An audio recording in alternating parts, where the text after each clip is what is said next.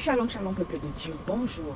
Bien-aimés, ce matin, le Seigneur nous fait encore grâce, n'est-ce pas, d'être en vie, d'être en santé. C'est pourquoi, n'est-ce pas, du lieu où tu te trouves, commence à bénir le nom de Dieu. Commence à dire merci à Dieu parce que oui, tu es en vie. Souviens-toi, n'est-ce pas, de ce qu'il a dit dans le psaume 150. Que tout ce qui respire loue l'Éternel. Est-ce que tu ne respires pas? Est-ce que tu ne respires pas ce matin? Alors ouvre ta bouche et commence à louer l'Éternel. Alors, bien-aimés, nous voici en ce nouveau mois, le huitième mois de l'année 2026. Alors, bien-aimé, tu vas prendre quelques minutes pour rendre grâce à Dieu, pour dire merci à Dieu, parce que oui, tu es en vie, oui, tu es compté parmi les vivants, n'est-ce pas, du mois d'août 2026. Beaucoup ont commencé le voyage 2026 avec toi, mais aujourd'hui, ils sont nombreux, n'est-ce pas, qui sont morts, ils sont nombreux qui ont été enterrés, mais toi, tu es en vie. N'est-ce pas une raison, n'est-ce pas, pour dire merci à Dieu? Alors ce matin, nous voici à notre premier jour de consécration mensuelle. Tous les mois, n'est-ce pas, nous prenons la peine de consacrer le mois à Dieu. Parce que bien aimé, aujourd'hui je vous parle, demain je ne sais pas ce qui va se passer. Après quelques minutes, je ne sais pas ce qui va se passer. C'est pourquoi recommande ton sort en l'Éternel. Mets en lui ta confiance et il agira dans ta vie. Nous allons prendre 3 jours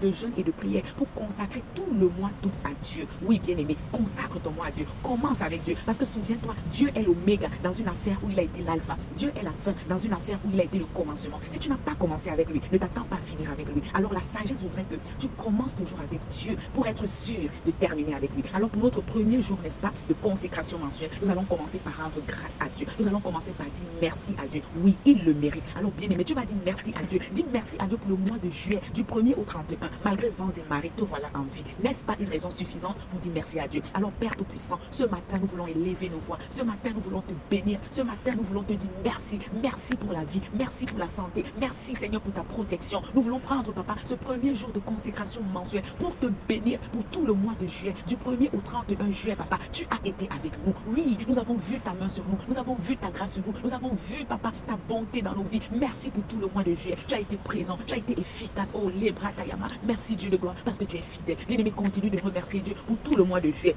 Tu vas dire merci également à Dieu pour la vie, pour la santé, la protection, le pain quotidien, la provision, l'assistance, la victoire dans tes combats. Tu vas dire merci à Dieu pour la guérison, pour la délivrance, pour la réussite aux examens. Bien-aimé, il y a tellement de raisons pour bénir le nom de Dieu en ce jour. Bien-aimé, merci Papa. Merci Dieu de gloire pour la vie. Merci pour la santé, pour la protection, pour l'assurance, pour la guérison, pour la délivrance, pour la victoire dans nos combats. Durant tout le mois de juillet, oui Père, nous avons été victorieux. Nous avons été plus que vainqueurs par Christ qui nous a fortifiés. Bénis Dieu bien-aimé. Père, nous voulons t'honorer encore ce matin, te rendre de multiples actions de grâce parce que toi seul en es dit. Merci pour nos élèves qui ont validé leurs examens. Merci Père éternel pour toutes les réussites que tu nous as données. Merci Papa parce que tu as veillé sur nos familles proches et lointaines, nos enfants, nos amis, nos voisins, nos ennemis. Tu as pris soin de nous parce que ta parole déclare que tu fais pleuvoir sur les bons et sur les méchants. Tu fais lever ton soleil sur les justes et sur les injustes. C'est pourquoi ce matin je bénis ton nom pour tous ceux Père éternel, pour tous ceux qui ont été Père éternel, qui ont bénéficié de ta bonté et de ta grâce en ce mois de juillet. Bien-aimé, tu vas dire merci à Dieu pour ta famille, ton époux, ton épouse, tes enfants, tes amis, tes collègues, tes voisins, bien-aimés. Prions les uns pour les autres, c'est ce que le Seigneur nous recommande. Tu vas dire merci à Dieu pour même tes ennemis. Dis merci à Dieu. Oui, parce que toutes ces personnes, n'est-ce pas, contribuent à ce que tu sois, à ce que tu es, ce que tu es aujourd'hui, à ce que tu sois,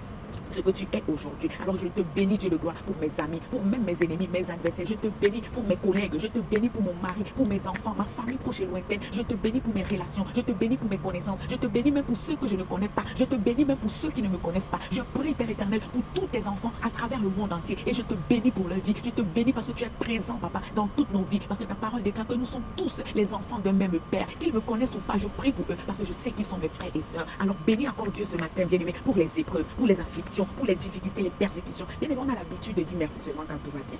On a l'habitude de dire merci seulement quand tout est bon. Mais bien-aimé, il faut aussi dire merci pour les épreuves. Il faut aussi dire merci pour les tentations. Il faut aussi dire merci pour les difficultés que tu traverses. Dis merci à Dieu, oui, oui, oui, pour tous tes soucis, tes problèmes. Dis-lui merci. Parce que souviens-toi dans 1 Thessaloniciens chapitre 5, verset 18, qu'est-ce que le Seigneur dit? Il dit rendez grâce en toutes circonstances. En toutes circonstances, bon ou mauvais, rends grâce à Dieu. Parce que bien-aimé, il dit dans Romains 8, 28, tout concourt pour le bien de ceux qui l'aiment. Même un accident peut concourir pour ton bien. Si tu attends quelques mois ou quelques jours, tu verras que cet accident-là avait concouru pour ton bien. C'est pourquoi en toutes circonstances, rends grâce à Dieu. Dis merci à Dieu pour les échecs, pour les problèmes, pour les persécutions, pour les tribulations, pour les afflictions. Dis merci à Dieu pour les prières même non exaucées. Dis merci à Dieu, même si tu ne sais pas, même si ça te fait mal au cœur. Bien aimé, bénis le nom de Dieu. Parce que oui, tu as rencontré des échecs, tu as eu des difficultés, tu as eu des problèmes durant tout le mois de juillet. Bénis son nom. Père Tout-Puissant, ce matin encore, je te dis merci, Papa. Merci pour toutes les situations difficiles que j'ai traversées en juin 2026, en juillet 2026. Papa, merci mon Dieu pour les difficultés. Merci pour les afflictions, pour les tribulations, pour les persécutions. Merci, Papa, pour les soucis. Merci pour mes moments de pleurs, de tristesse. Merci, Dieu de gloire. oui, parce que c'est ce que tu attends de moi, que je te dise merci en toutes circonstances, joyeuse ou malheureuse, je dois te dire merci. Merci Père Tout-Puissant, parce que durant tout le mois de juillet, toutes les difficultés que j'ai traversées ne m'ont pas tué, tous les problèmes que j'ai rencontrés ne m'ont pas détruit. Papa, je suis en vie, c'est la preuve. Merci Papa pour les persécutions, merci pour les difficultés, merci pour les malheurs, merci pour les accidents, merci même pour les maladies, merci pour tout ce que tu as fait. Oui, en ce mois de juillet qui est écoulé, nous te bénissons Papa, parce que nous savons que toutes ces choses ont concouru pour notre bien, parce que tu es un Dieu tellement bon et tu n'as que de bonnes choses à donner à tes enfants. Même ces afflictions faisaient partie du plan, même ces problèmes faisaient partie du plan, même ces épreuves faisaient partie de ton plan parfait pour notre vie. C'est pourquoi nous voulons te bénir pour tout ce que tu fais. Oh, Shabragi Karama Seketema. Bien aimé, la Bible dit dans 1 Pierre chapitre 5, verset, on va commencer à partir du verset 8 à 10. La Bible dit, soyez sobres, veillez. Votre adversaire, le diable, rôde comme un lion rugissant, cherchant qui il dévorera. Résistez-lui avec une foi ferme, sachant que les mêmes souffrances sont imposées à vos frères dans le monde. Tu n'es pas le seul à vivre ces souffrances. Tu n'es pas le seul à traverser les moments difficiles. Tous les humains dans le monde, sans exception, chacun transporte son défi. Ce n'est pas parce que tu regardes les photos dans les réseaux sociaux, les vidéos bien aimées. Chacun transporte son défi. Si tu es vivant, si tu es humain et que tu vis sur cette terre, tu as un défi que tu ne veux pas. C'est comme ça les choses. Mais bien aimé ce matin.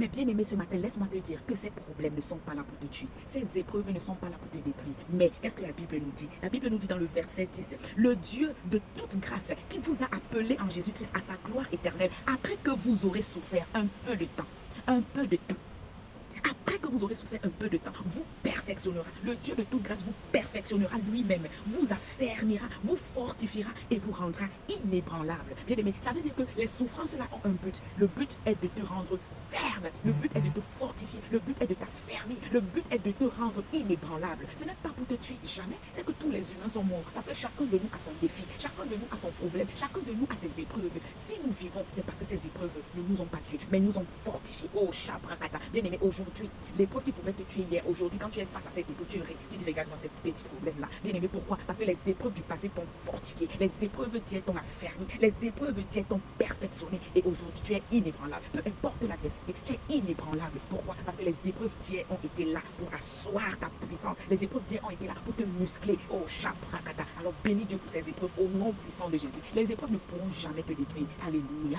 Bien aimé, n'oublions pas que nous avons, n'est-ce pas, un modèle par excellence. Notre modèle, c'est Jésus-Christ. La Bible dit, Dieu le Père n'a pas épargné Jésus-Christ, son Fils. Dieu le Père a livré son propre Fils, son unique Fils. Regarde comment toi, en tant que parent, tu protèges ton enfant, tu protèges ton bébé. Qui va aller livrer son bébé aux mains de ses ennemis? Qui va aller livrer son bébé pour qu'on lui fasse du mal? Mais Dieu le Père n'a pas épargné son propre Fils pour toi. Dieu le Père a livré Jésus-Christ. Jésus a été flagellé, il a été méprisé, il a été injurié, battu copieusement pour toi. Alors, s'il a souffert, et puis, qu'est-ce que la Bible nous dit? La Bible nous dit dans Philippiens chapitre 2 verset 9, la Bible dit, c'est pourquoi Dieu aussi l'a souverainement élevé. Donc, il veut dire, l'intensité de ta souffrance détermine l'intensité de ton élévation, bien-aimé. Plus tu souffres, plus tu es bien élevé. Alors, bien-aimé, parce que Jésus a souffert, lui qui était le Fils de Dieu, il a souffert, Je ne sais pas si quelqu'un a déjà souffert comme Jésus. Toutes nos petites souffrances là, ça ne peut jamais égaler la souffrance de Jésus. Mais Jésus, qu'est-ce qui s'est passé après avoir souffert? Dieu l'a souverainement élevé. Dieu lui a donné le nom. Il lui a donné un nom au-dessus de tout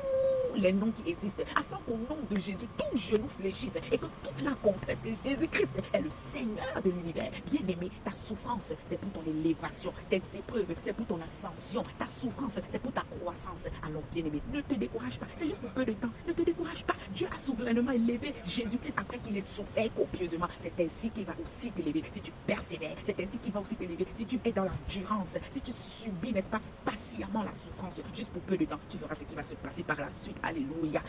Et puis, bien aimé, il y a un remède, n'est-ce pas? Il y a un remède qui t'aide à endurer efficacement tes épreuves. Il y a quelque chose que si tu détiens cette chose, il dit, tu vas vivre les souffrances, personne ne pourra accepter que tu souffres. Tu vas, je sais pas, tu vas briller, tu vas rayonner, tu seras, je sais pas, dans la souffrance, on voit, comme on dit, tu seras suspendu. Alléluia. Dans la souffrance, tu seras rayonnant.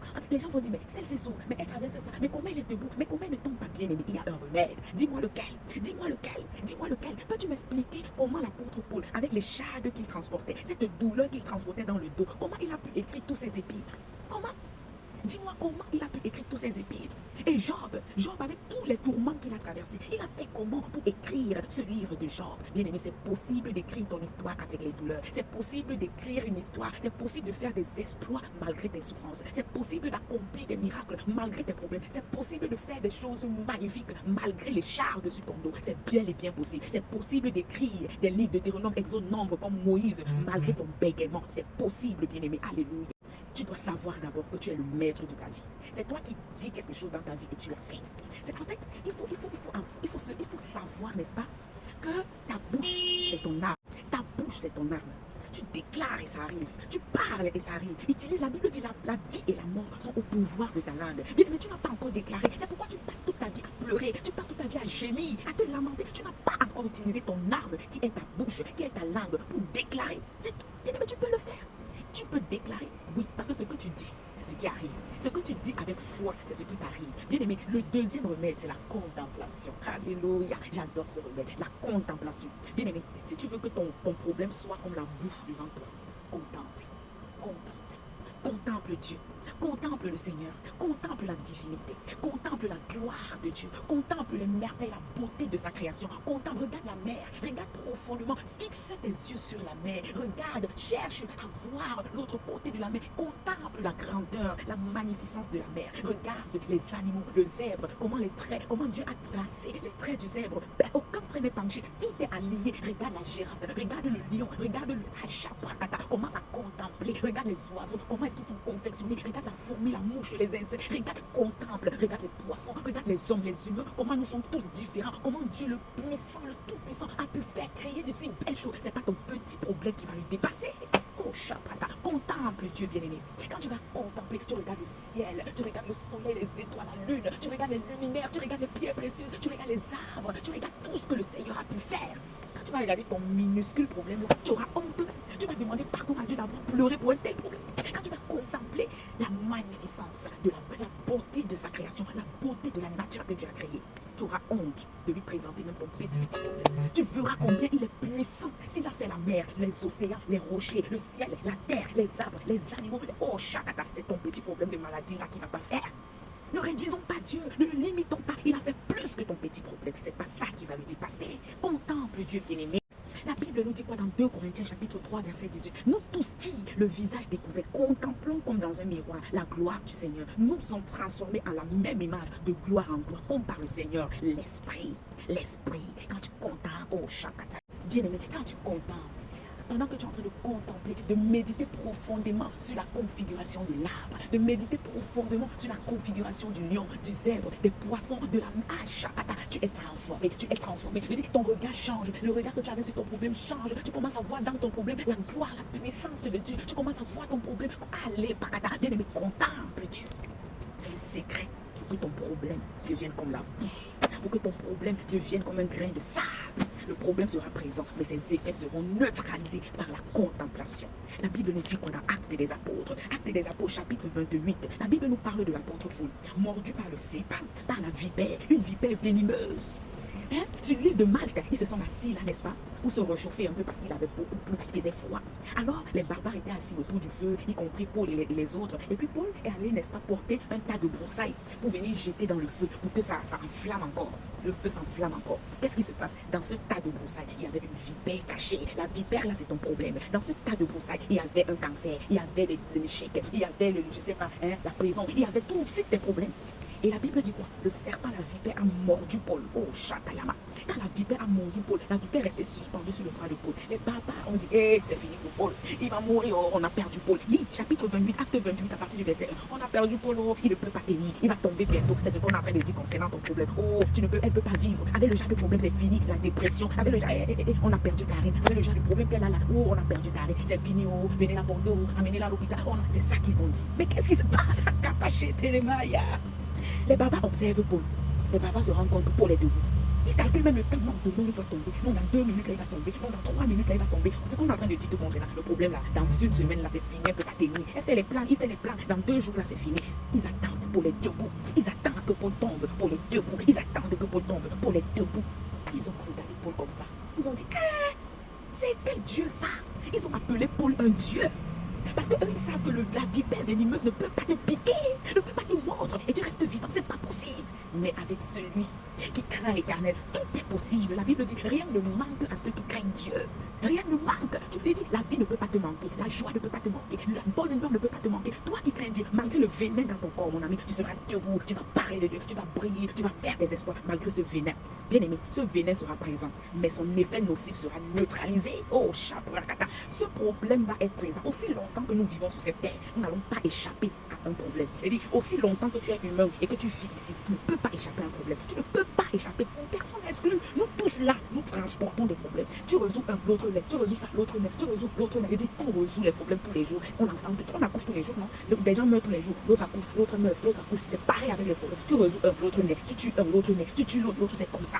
Mais le secret, c'est qu'il faut contempler. Quand tu contemples Dieu, tu contemples sa beauté, bien aimé, tu n'auras pas le temps de regarder ton petit problème. C'est pourquoi ce matin, bien aimé, contemple. Le côté nocif de ton problème tombe au nom de Jésus. Le côté nocif est neutralisé. Je dis, oh, désarmé, anesthésié. Le côté nocif de ton problème est annulé. Et dit, tout problème qui pourra avoir des effets dangereux dans ta vie, maintenant est neutralisé au nom de Jésus. Tout problème qui pouvait t'empêcher de louer, de servir Dieu, est neutralisé au nom puissant de Jésus. L'obrakaka est anéanti. Je dis, nous anéantissons, supprimons, effaçons, annulons, anesthésions, n'est-ce pas, le côté nocif, les effets nocifs de tout problème que tu as dans ta vie au nom de Jésus-Christ. Les brakakayama, tu feras des espoirs malgré tes problèmes, tu réussiras malgré tes problèmes, tu vas avancer malgré tes problèmes, tu vas vivre malgré tes problèmes. Nous étouffons l'effet nocif de ce problème dans ta vie. Nous supprimons, nous cassons, nous lions l'effet nocif de ton problème dans ta vie. Nous, oh, nous paralysons l'effet nocif de ton problème dans ta vie. Nous paralysons les effets nocifs.